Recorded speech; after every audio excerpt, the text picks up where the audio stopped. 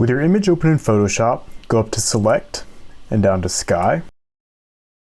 Once the sky is selected, go down to the bottom right to the adjustment layer icon and up to Solid Color. Click OK in the dialog box. Change the blend mode of this layer to Soft Light. Turn the layer off. Double click on the color swatch. Using the eyedropper tool, choose the color that you want to add to the sky. I'm going to choose this orange hue right here.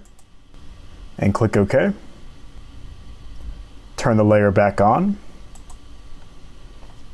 If you want to blend your chosen color into the entirety of the sky, you can stop here and adjust the opacity to your liking. However, I only want to blend the color into the highlights of the sky, so I'm going to double click to open the blending options for the layer. Make sure blending options is selected in the menu on the left.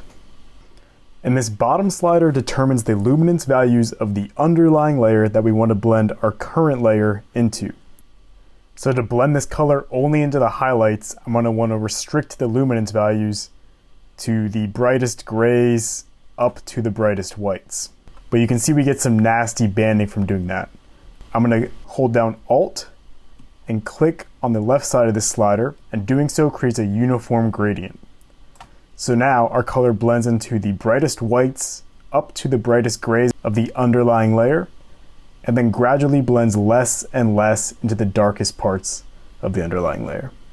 Mess around with these values to your liking, and once you're happy, click OK. This result is still a little strong for me, so I'm going to adjust the opacity of the overall layer. Something around 30 to 40 usually works pretty well.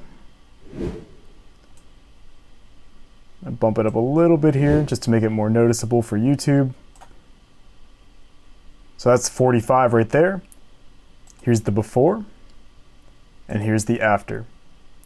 Thank you so much for watching. Drop any comments below, and I'll do my best to assist in any way that I can. Take care.